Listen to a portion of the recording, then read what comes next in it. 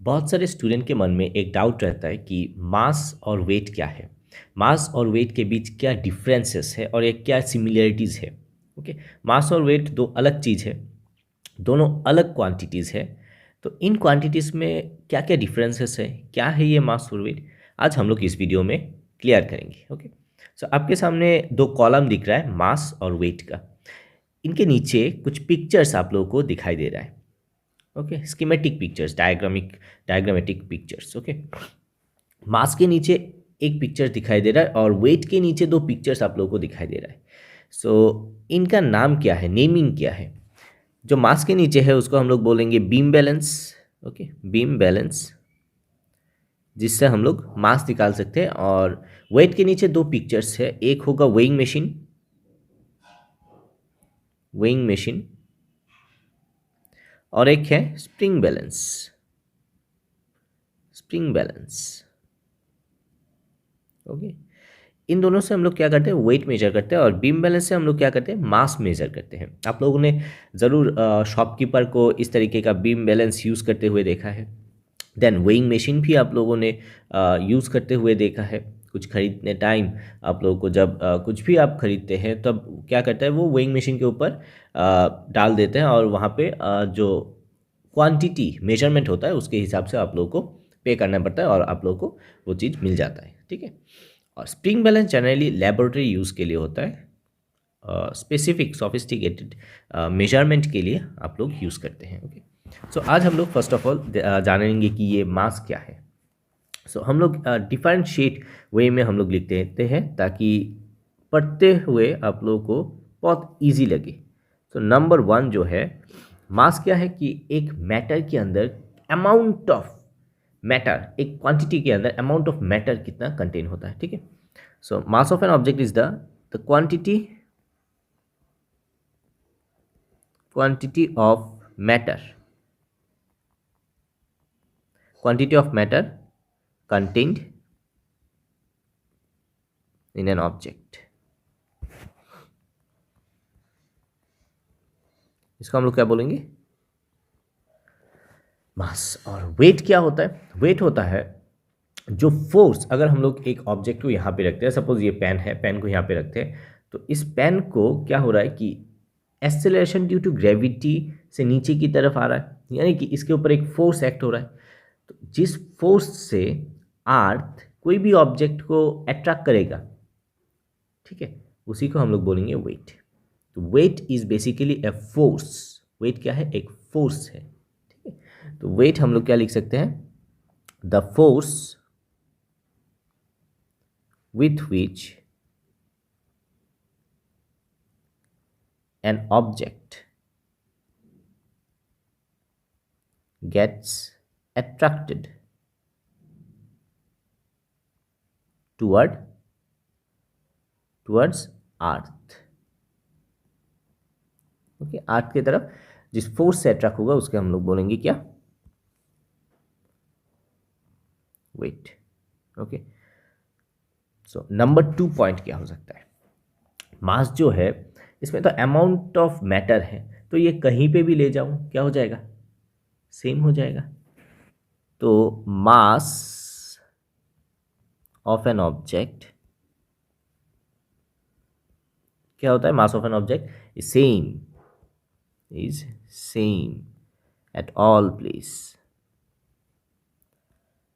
But weight क्या होता है, वेट जी के ऊपर डिपेंड करता है, एक्सेलरेशन ड्यू टू ग्रेविटी, और हम लोग को पता है कि जी वेरी करता है place to place, that means weight भी वेरी करेगा। That means wait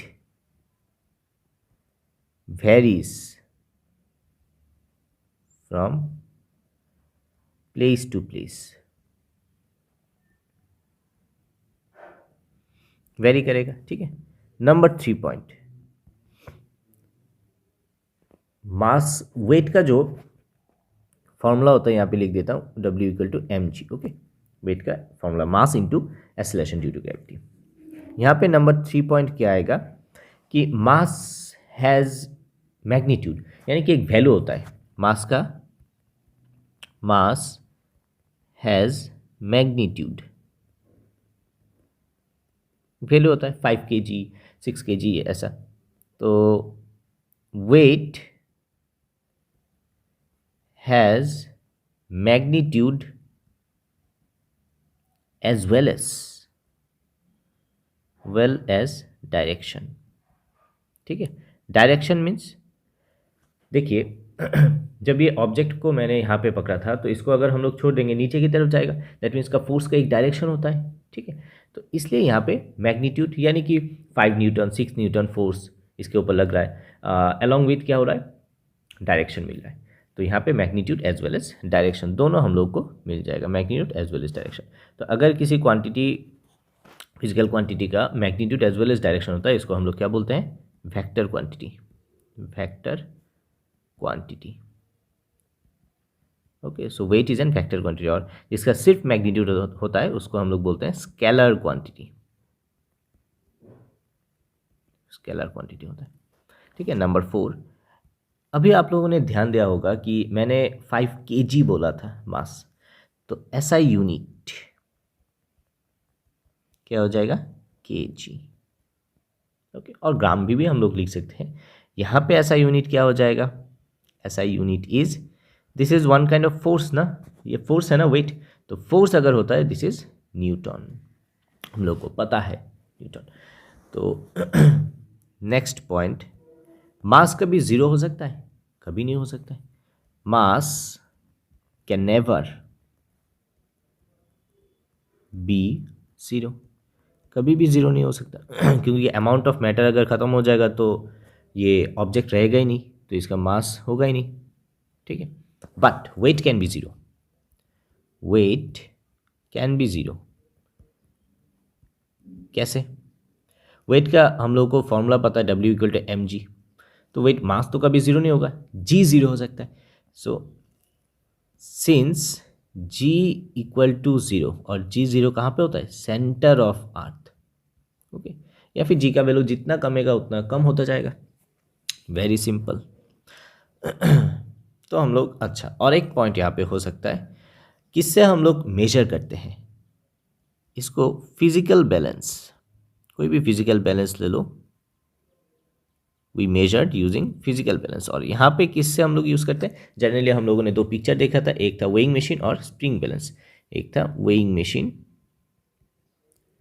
weighing machine और spring balance. Okay, spring balance generally laboratory use के लिए होता है, तो ये इस तरीके का स्प्रिंग बैलेंस होता है, बहुत इंपॉर्टेंट है। तो ये आप लोगों के सामने कुछ डिफरेंसेस और आइडिया मिल गया होगा कि ये मास और वेट क्या है, और मास और वेट किस तरीके से एक दूसरे के ऊपर डिपेंड करते हैं, और किस तरीके से इन दोनों के बीच जो डिफरेंसेस होते हैं, ओके, क्या है कि कौन सा डिफरेंस है, किससे हम लोग मेजर करते हैं। तो जनरली अगर आप लोगों को बोलेगा कोई कि आपका वेट कितना है, सपोज आपका है 50 kg, सपोज 50 kg है, तो वेट हो जाएगा एक्चुअली mg। ओके, जी अगर हम लोग 10 पकड़ते हैं तो it will be 500 Newton, this is your weight. Okay, और ये क्या है, this is your mass, 50 kg is mass और 500 न्यूटन इज वेट। तो नेक्स्ट टाइम से गलती मत कीजिएगा, ठीक है, वेट पूछेगा तो it will be 500 Newton. So thank you very much for watching this video. आप लोग सब्सक्राइब कर सकते हैं अपकमिंग वीडियोस के लिए, ताकि आप लोगों को नोटिफिकेशन मिल सके। ओके, और जो स्टूडेंट्स नए हैं आप लोग प्लेलिस्ट में जाइए, वहाँ पे चैप्टर वाइज क्लास 9 क्लास 10 का चैप्टर वाइज आप लोग को मिल जाएगा वीडियोस, और वहाँ पे आप लोग देख सकते हैं सिक्वेंशियली।